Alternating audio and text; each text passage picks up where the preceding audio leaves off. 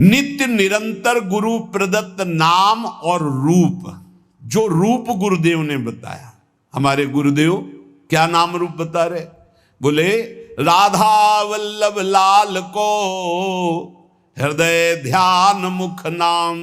ये गुरुदेव हरिवंश चंद्र जो बोल रहे हैं, सब सोहित निष्काम मति श्री वृंदावन विश्राम, श्री राधा वल्लभ लाल को हृदय ध्यान मुख नाम। बस रात दिन राधा वल्लभ श्री हरिवंश, राधा राधा।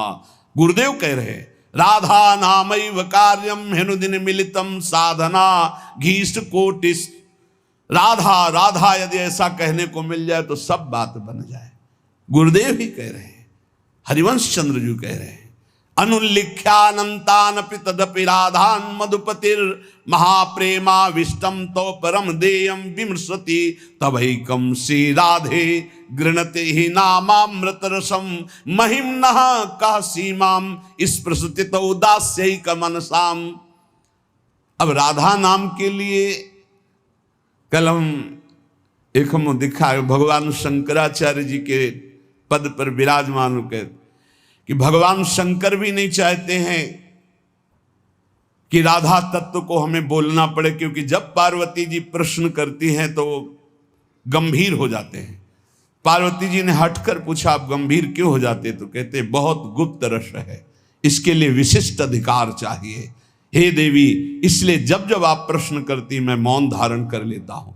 तो उन्होंने कहा जब भगवान शंकर मौन धारण करते हैं तो हमारी सामर्थ्य कहाँ कि हम राधा तत्व पे बोल सके। वो ऐसा बड़ा आनंद मिला। बोले हमारी सामर्थ्य कहाँ कि राधा तत्व पे बोल, राधा किशोरी कृपा करें और फिर वो हमसे बुलवाएं तो बात हो सकती, हमारी सामर्थ्य तो नहीं कि मैं बोल पाऊं। ये बड़ा ही गूढ़ रस है।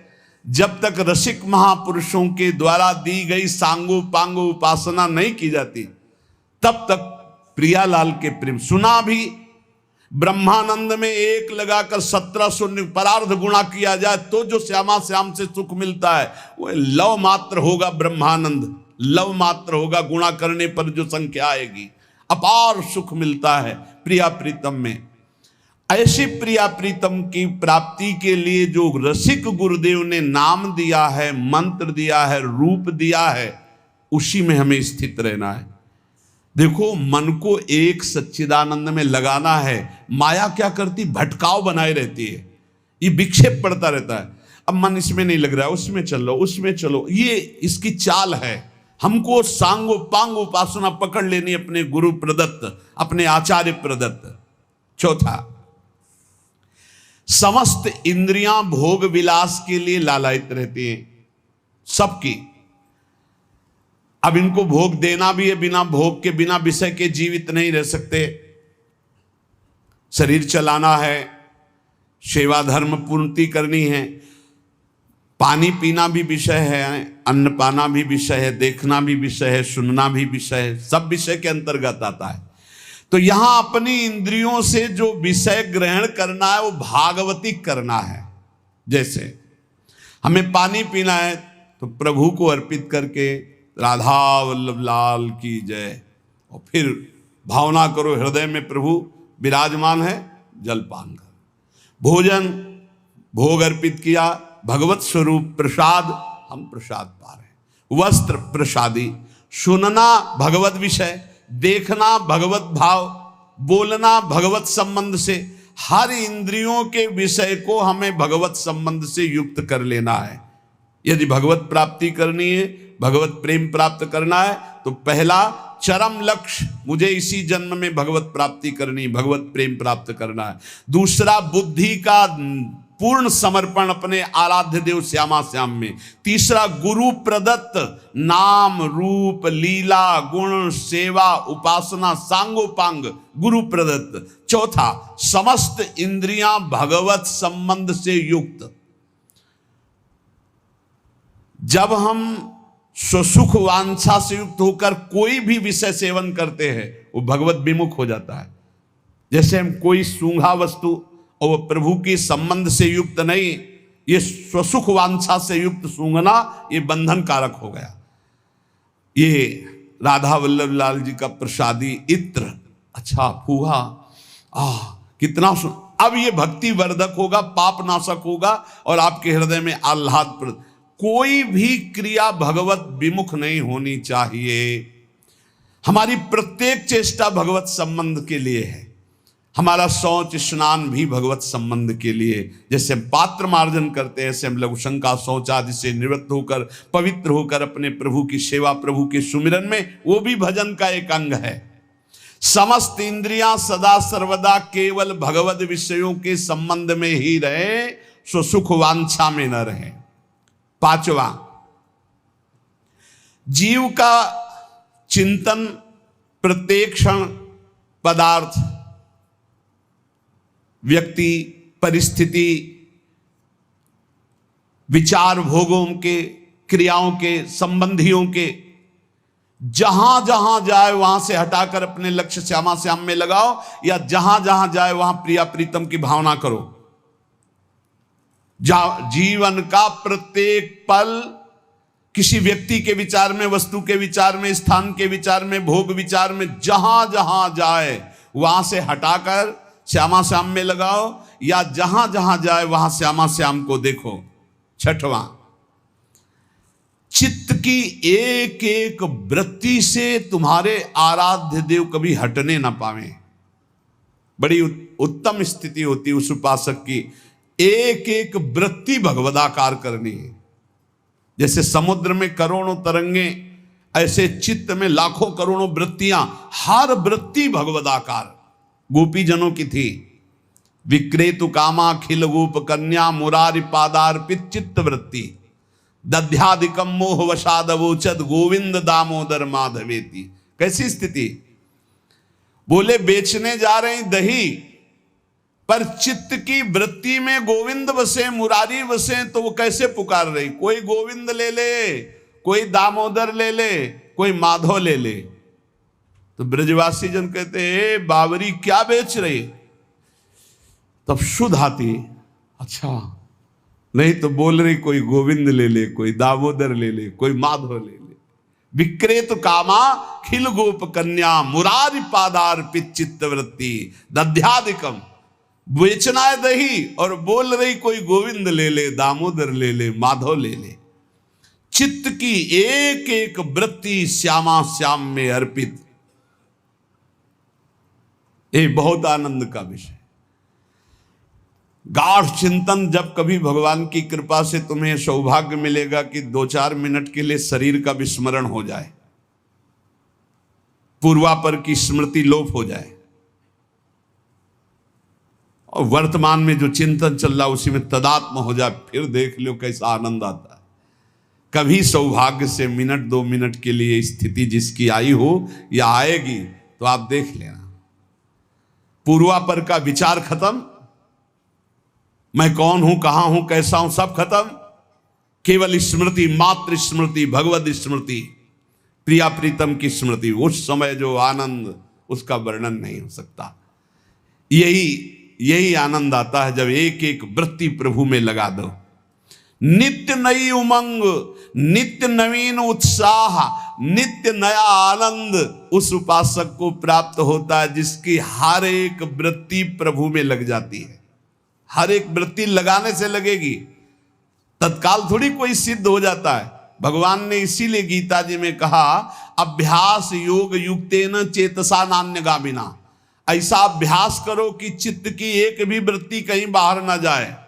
राधा राधा राधा वल्लभ श्री हरिवंश। 7वां, कहीं भी आसक्ति न हो, सारी की सारी आसक्ति, सारी की सारी ममता केवल एक युगल सरकार में। बहुत सुख मिलता है, अपार सुख मिलता है।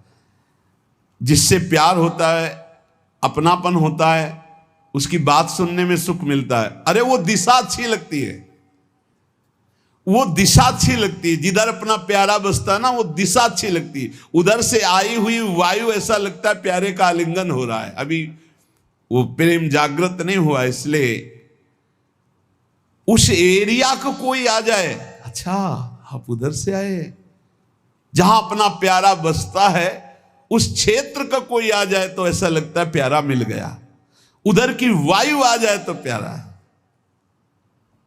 जहां प्रीतम जी देश की प्यारी लागे पौर, जिधर प्रीतम बसते उधर से यस्या कदापि वसनांचल खेलनोत, जिधर हमारी प्यारी जो प्यारे जो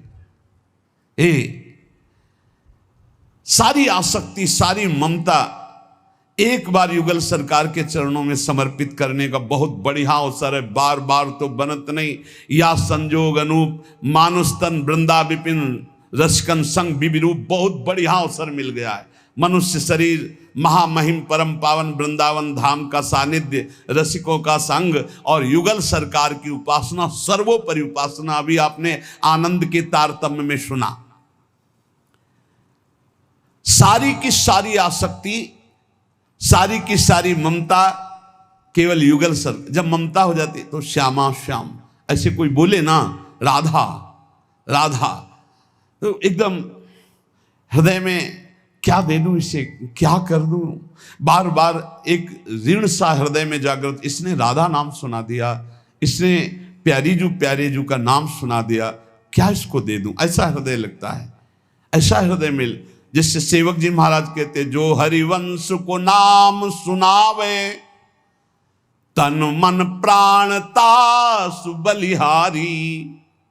तन मन प्राण न्योछावर है उसके ऊपर, जो एक बार बोले श्री हरिवंश।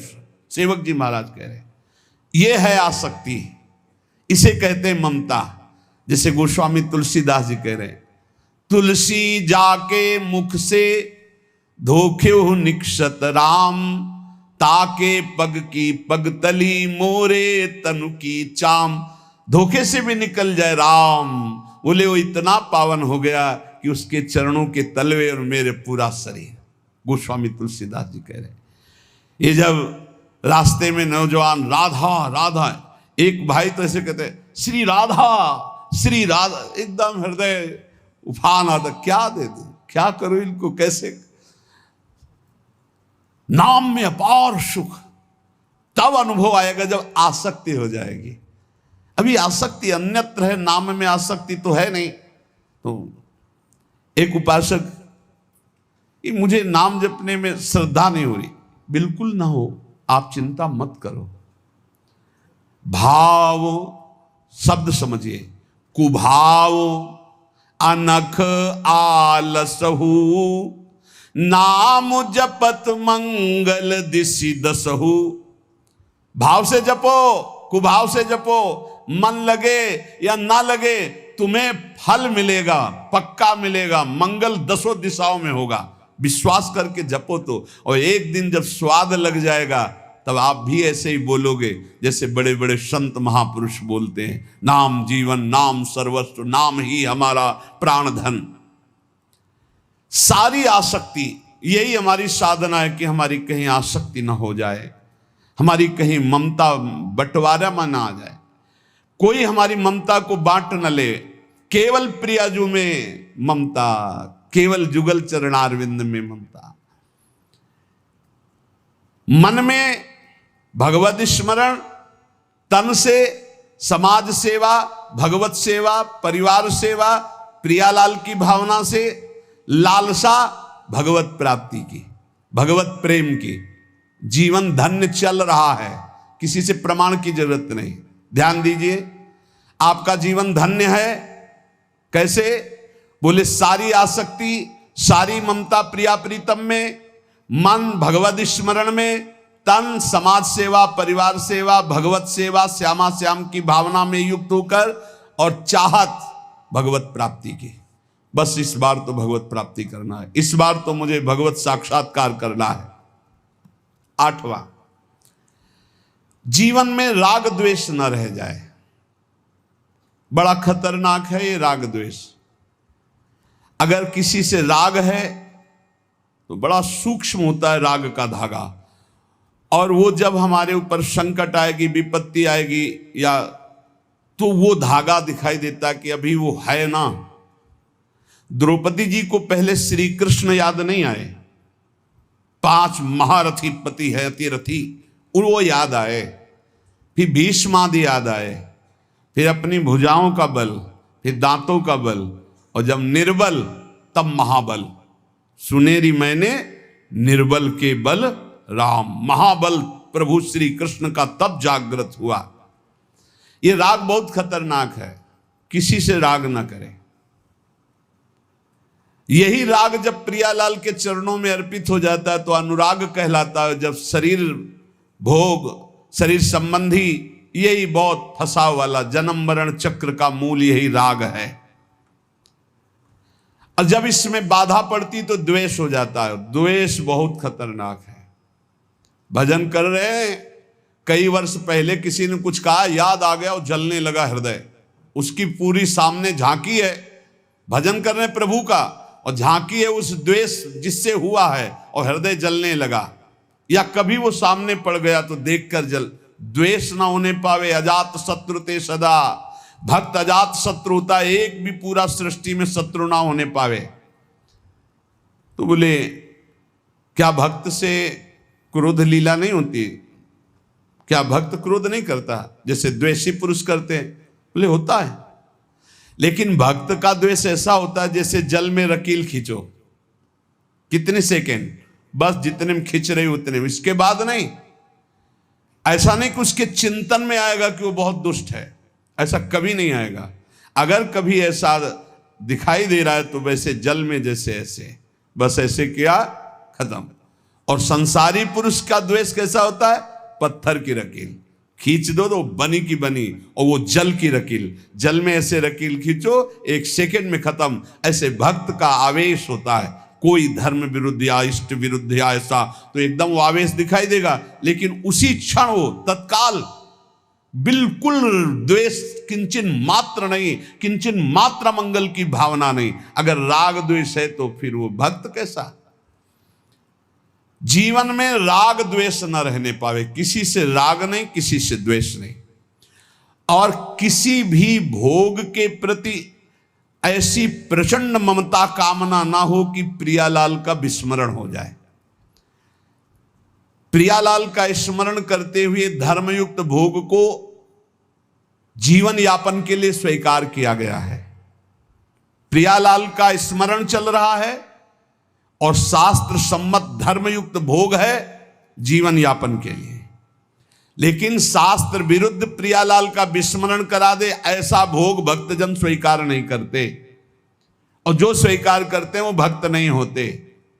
राग द्वेष भक्त के जीवन में नहीं होता, और ऐसी भोग कामना नहीं होती जो भगवत विस्मरण करा दे या शास्त्र विरुद्ध हो। अगर शास्त्र विरुद्ध और भगवत विस्मरण कराने वाली भोग वासना, वो फिर अभी भक्ति रंग नहीं लाई। तीसरा, भजन करते हुए इसी 8वें पंक्ति में 3 बातें। पहला राग द्वेष, दूसरा भोग ममता कामना का जो विषय है वो इष्ट चिंतन और धर्म शास्त्र सम्मत। तीसरा, मद अभिमान नहीं आना चाहिए। भक्ति में भी अभिमान जागृत हो जाता है, सामने वाला ऐसा है, सामने वाला ऐसा है। जहां पर दोष दर्शन होने लगे वहां जान लेना अभिमान आ गया है। बिना गुणाभिमान हुए दूसरे में दोष दर्शन नहीं हो सकता। अभिमान की पहचान दूसरों में दोष दर्शन, अपने में गुण का भाव, गुण का आरोप, अपने में गुण का अभिमान, दूसरे में दोष दर्शन, ये पतन का लक्षण है, सिर्फ पतन का लक्षण। ऐसा हो जाए तो प्रभु के सामने चिल्ला के रो, बचा लो प्रभु बचाओ, अभिमान आ गया। भगवान को अभिमान बिल्कुल पसंद नहीं है। दैन्यता से भगवान प्यार करते हैं और अभिमान से भगवान रोष करते हैं। सुनहु राम कर सहज स्वभाव, जन अभिमान ना राखें काऊ। अभिमान आ गया तो कोई होगी बहुत बड़ी विचित्र भयावनी लीला, इसलिए बचो। जहां अभिमान आवे तो रो प्रभु से, प्रभु दूर कर दो। भयावनी लीला करते हैं फिर वो जब अभिमान आ जाता है। देखो कैसी देवर्षि नारद जी के साथ की, कैसे गरुण जी परेशान हो गए। भक्त के हृदय में कभी अभिमान नहीं आना चाहिए। अभिमान की पहचान दूसरों में दोष दर्शन, अपने में गुण का आरोप। इसी 8वें सूत्र में चौथा, चाहे जो कुछ नष्ट हो जाए कभी शोक विषाद नहीं करना, रोना नहीं।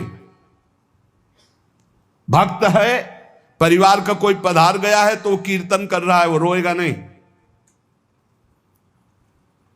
ये रोना केवल मोह ममता का क्षेत्र है और नहीं रोना चाहिए। जब अब गीता जी का पीछे व्याख्या चल रही थी तो जो रोज सुनते हैं उनको याद होगा, रोने वाले के आंसू और नाक लार सब उस जीवात्मा को पीना पड़ता है जो पधार गया है। कभी नहीं रोना चाहिए। उस समय नाम कीर्तन करना चाहिए, भगवत यश गुणगान करना चाहिए, उस जीवात्मा के मंगल के लिए भगवान का नाम जप करके देना चाहिए, रोना नहीं। कुछ भी नष्ट हो जाए, कोई भी मर जाए, शोक विषाद नहीं करना, रोना नहीं। ये भक्ति के मार्ग का विषय। मंजीरा उठाओ, सब मिलके कीर्तन करो और भगवान का यश गान करते हुए उनकी अंतिम यात्रा। भक्तों की तो मृत्यु भी महोत्सव होती है। संसारी लोगों के लिए छाती पीटते हैं लोग, उनके मरे हुए व्यक्ति की छाती में नहीं, ऐसे पीटते हैं, ऐसे पीटते हैं। और जब वो पीट के रो रहे हो घर वाले, तब पूछना कि तुम क्यों रो रहे हो, तब असलियत पता चलती है। वो रो नहीं रहा उसके लिए कि इसलिए रो रहा है, वो अपने लिए रो रहा है कि हम जो चाहा अपने लिए, बस अपनी कामना की पूर्ति के लिए। भक्त को कभी ऐसा नहीं करना। कोई पधार गया बहुत गंभीर, कोई रोए तो डांट देना चाहिए, चुप शांत नहीं रोना। उस जीव को क्यों अब कष्ट देना। अब तो नाम कीर्तन, मान लो 50 लोग आए, 50 लोग नाम कीर्तन करो और फिर उसको भगवान के मार्ग में अग्रसर हो, आगे जहां जीवात्मा जाए उसका अच्छी जगह जन्म हो, उत्तम कुलवान भक्तवानों के घर में जन्म हो, भगवत प्राप्ति हो जाए उसको। ऐसे नाम कीर्तन करके उसको प्रदान करो, तब तो बढ़िया बन जाएगा। नाविक ने आज तक किसी को डूबने नहीं दिया, पार कर दिया है। चुपचाप बैठा रहे, दौड़ क्यों मचा रहा है इधर से उधर, पूरा बैलेंस बिगाड़ने की कोशिश कर रहा है। एक आदमी ट्रेन में दौड़ रहा था डिब्बे में, एक साधु थे। भाई मैं देख रहा हूं तू दौड़ रहा है, क्यों दौड़ रहा है? बोले हमको बहुत जल्दी पहुंचना है अमुक स्टेशन है। पागल, ट्रेन चल रही, तू बैठ जा, ट्रेन चल रही। ऐसे ही तू सच्ची मान, अध्यात्म की कोई दौड़ भाग नहीं होती। अध्यात्म कोई किलोमीटरों वाली यात्रा नहीं कि बहुत भागना पसीना चुआना है। समझ विवेक का मार्ग, विवेक का। आराम से बैठ जा, काहू के बल भजन को, काहू के आचार, ब्यास भरोसे, कुंवर के सोवत पाव पसार। अंतिम समय सूरदास जी का पद, भरोसो दृढ़ इन चरणन केरो। ये है पूरी जीवन की साधना। नाते नेह राम के मनियत, जाके प्रिय राम बैदे ही, तजिए ताह कोटि बैरिसम जद्यप परम सने ही। पुलापा नहीं चलता यहां, ठोस चलेगा, ठोस घनीभूत भक्ति। और वो होती भक्तों के चरणों से, हरिभक्तों के चरणों से। जरा भी आप प्रश्नवाचक चिन्ह आपके सामने लग गया तो शरणागति में कलंक लग जाएगा। नहीं, भगवत प्राप्ति का माइक से ठेका लेते हैं। शरणागति, भगवत प्राप्ति बिल्कुल सहज सरल, सब कुछ उनका था, उनका है, उनका ही रहेगा। तुमने जो अपना मान लिया है बस वही समर्पित कराने के लिए रोज सत्संग हो रहा, उसी को समझ लो। भगवान ही तुम्हारे पुत्र परिवार के रूप में हैं। वही ऐसा प्रश्न खड़ा करेंगे कि तुम भगवान को देखते हो या पुत्र को देखते हो। हमें श्री भगवान की तरफ देखना है तो वो भी हो जाएगा, सब मंगल ही मंगल हो जाए। और अगर पक्ष ले लिया संसार का तो गए, नंबर से आप नीचे उतर जाएंगे। इसीलिए कह रहे, अगर भय मुक्त होना, सबसे बड़ा भय मृत्यु का है, जो बच नहीं सकते, वो आने वाला है। तो बोले जब साधु भी मरता है, गृहस्थ भी मरता है, तो भी भजन से क्या है? साधु मरता नहीं। सांप जैसे अपनी केचुल छोड़ता है, ऐसे साधु अपने शरीर को छोड़ता है और भगवत धाम जाता है। मरता है विषयी पुरुष, जन्मत मरत दुषा दुख होई। इसलिए भयम भयानाप, जो नाना प्रकार के भय, नाना प्रकार के दुख, आपको चिंता शोक, उनसे मुक्त होने के लिए बार बार कहते हैं राधा राधा राधा। नाम जप करो, प्रभु के आश्रित हो जाओ, अपनी चिंता छोड़ो, अपने परिवार की चिंता छोड़ो, भगवत चिंतन करो। बहुत बढ़िया जिम्मेवारी भगवान ले लेंगे। सच्ची मानिए, कर्तव्य छोड़ने की बात नहीं कह रहे हैं, चिंता छोड़ने की। तुम्हारे चिंता करने से होगा, ओवर थिंकिंग तुम्हारे सोचने से होगा कि हम ये महल बनेगा, महल के ऊपर अटारी चढ़ेंगे, फिर ये होगा, फिर वो होगा, फिर वो होगा। तो बोले हम कुछ सोचे ना, नहीं, राधा राधा राधा, वर्तमान में राधा राधा जब जो आगे होता चला जाए उसको करता चला जा, तो जीवन मुक्त हो जाएगा गृहस्थी में रहते हुए। सोच हमको नहीं, सोच हमारे प्रभु देंगे, आगे क्या करना है वो करेंगे, हम संकल्प विकल्प करके फंस जाएंगे। बाले क्रीडन का सक्ता यौवने विषयोन्मुखा अज्ञानयन्त्य शक्त्याः च वार्धकं समुपस्थितम् तस्मात् बाल्ये विवेकात्मा यतेत श्रेयसे सदा बाल्य यौवन वृद्ध्यायैर्देह भावैः संयुतः। सांसारिक जन बाल्यावस्था खेल कूद में व्यतीत कर देते हैं। हम प्रणाम करते हैं उन माता पिता को जो अपने बच्चों को बाल्यावस्था से नाम जपना, समय से उठना, पृथ्वी माता के चरण छूना, सूर्य भगवान को नमस्कार करना, अच्छे अच्छे आचरण सिखाते हैं। आजकल माता पिता नहीं उठते प्रातःकाल, तो बच्चों को क्या उठाएं प्रातःकाल, 11 बजे तक उठते हैं। बाल्ये क्रीडन का शक्त यौवने विषयोन्मुखा, बाल्यावस्था तो खेल कूद में चली गई। जीवन वही धन्य जो भगवान से मिल जाए, वो जीवन किस काम का। आजकल कह रहे हैं कि बाल्य क्रीडन का शक्त, बालकों को तो क्रीड़ा अवस्था में ऐसा लगा दिया कि बाल्यावस्था कब निकल गई पता नहीं चला। यौवने विषयोन्मुखा, यौवन अवस्था भोगों में फंसा दे। अरे भाई, भगवान कृपा करें सबको अच्छे माता पिता मिले। कैसे अच्छे माता पिता? जो भगवान में लगाते हैं, जो सत धर्म में लगाते हैं, जो सत कार्यों में लगाते हैं। बहुत बड़ा योगदान होता है माता का, फिर दूसरा पिता का। सबसे बड़ा गुरु माता, फिर पिता, क्योंकि वही सतमार्ग में चला। गांव में एक बार नाटक आया था दिखाने के लिए, वो क्या कहते हैं, नौटंकी, वो सुल्ताना डाकू, पूरा दिखाया गया।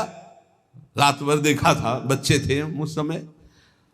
तो जब उसको फांसी की सजा दी गई तो उससे पूछा गया तुम्हारी अंतिम चाहत क्या है?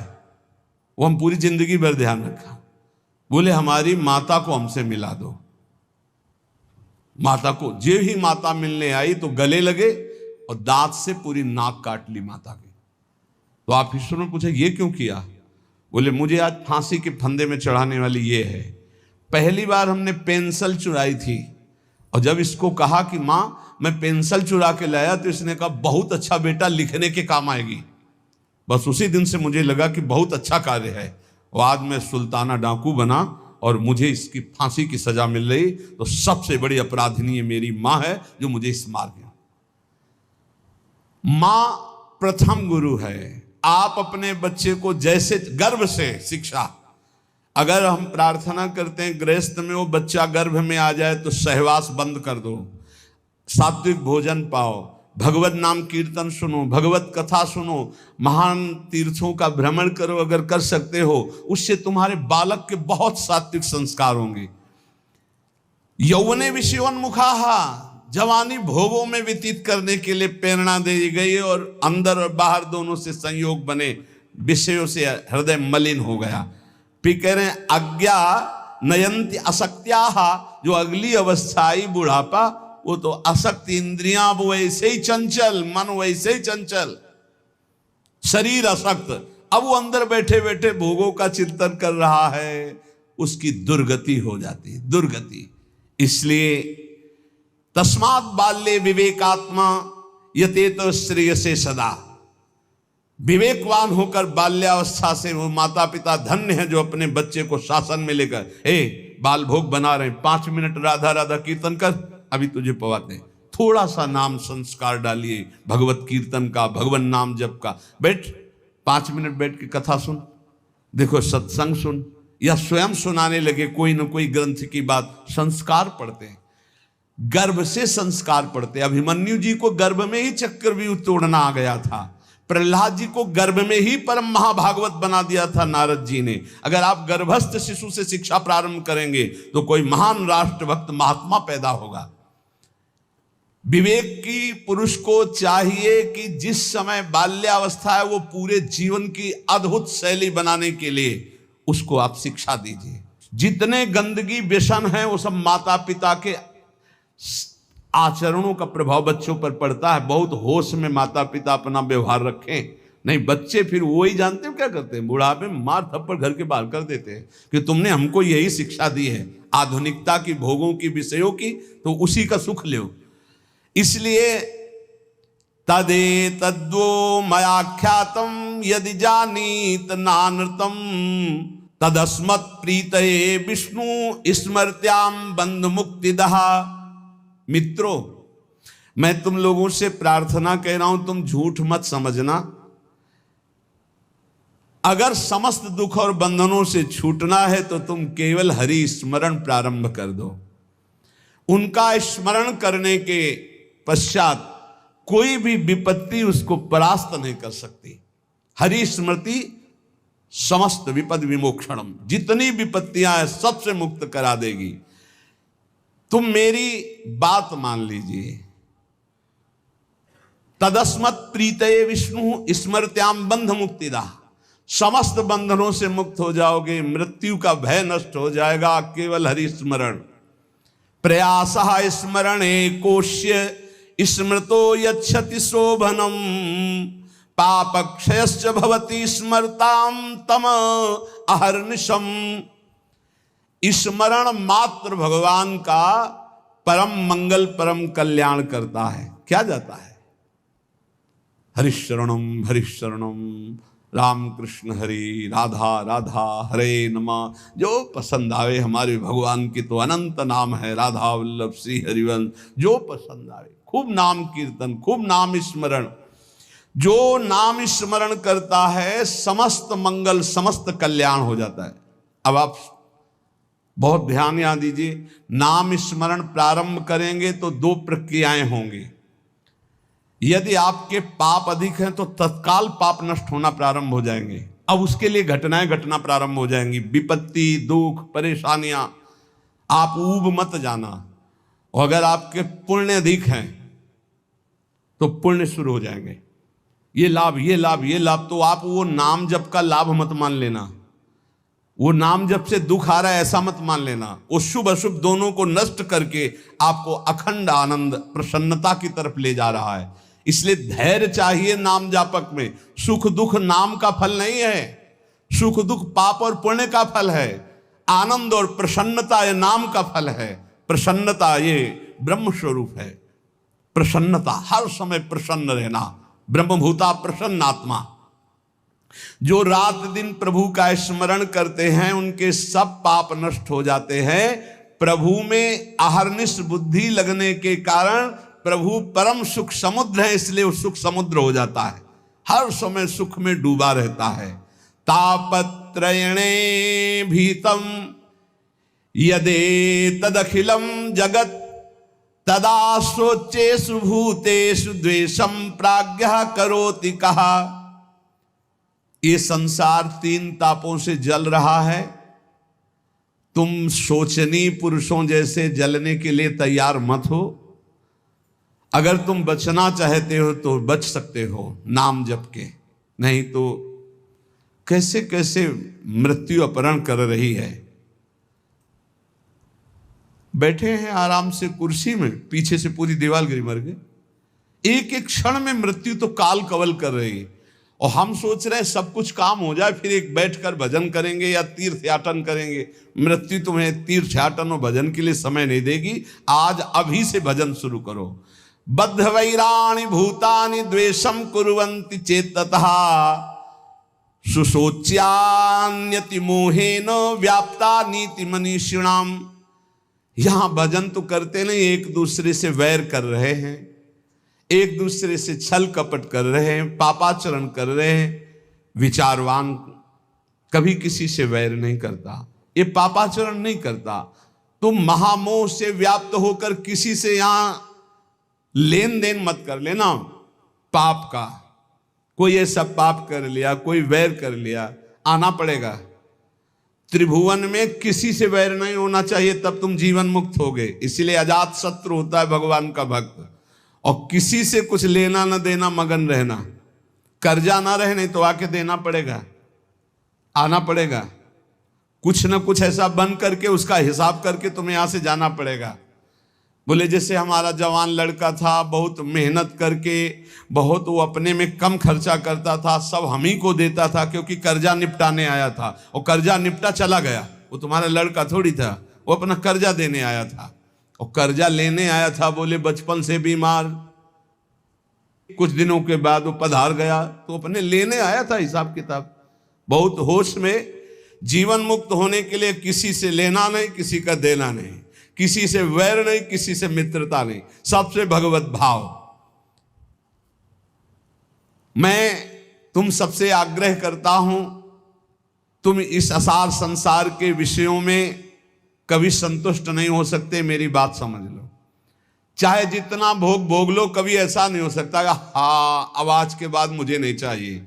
ये ऐसे भूत के लड्डू हैं, खाओ तो परेशान, ना खाओ तो परेशान। जो नहीं भोग रहे हैं वो ललचा रहे हैं, और जो भोग रहे हैं वो पछता रहे हैं। बड़ा विचित्र माया का खेल है।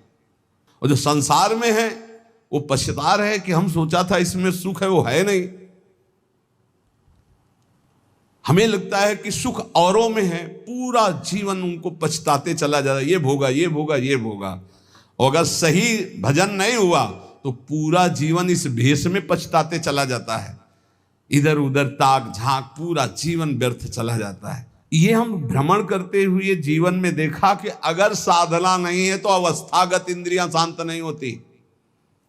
उपासक को चाहिए कि ये सोच ले कि विश्व के चाहे जितने भोग भोग लो, कभी संतुष्ट नहीं होने वाले। अच्युत भगवान की आराधना कर लो तो तृप्त हो जाओगे। फिर ऐसा हृदय की स्थिति हो जाएगी जैसे गोस्वामी तुलसीदास जी कहे, पायो परम विश्राम राम समान प्रभु नाही कहूं। हृदय शांत हो जाएगा। अब कछुनाथ न चाहिए मोरे, हृदय से आने लगेगा। सर्वशक्तिमान भगवान श्री हरि समस्त प्राणियों में विराजमान है। ऐसे भावना करके जिससे मिलो पहले भगवत भाव करो। काम क्रोध लोभ मोह मद मत्सर इन 6 शत्रुओं पर विजय प्राप्त कर लेता है, वही भगवान का दर्शन प्राप्त करता है। तब बड़ा आश्चर्य होता है जब एकांतिक में भगवत प्राप्त आते हैं और फिर कहते हैं मुझे भगवत साक्षात्कार हो गया, और फिर कहते हैं मन में बड़ी परेशानी है। घर के लोग हमको बहुत विरोध करते हैं कि ये कौन सी भगवत प्राप्ति किए हैं जो शास्त्र में कहीं नहीं है। आजकल ऐसे भगवत प्राप्त हो रहे हैं ज्यादा, शास्त्र में कहीं नहीं है। बच्चों, कहीं नहीं शास्त्र में, ऐसी कोई शास्त्र में प्रपंच नहीं है, कोई प्रपंच नहीं।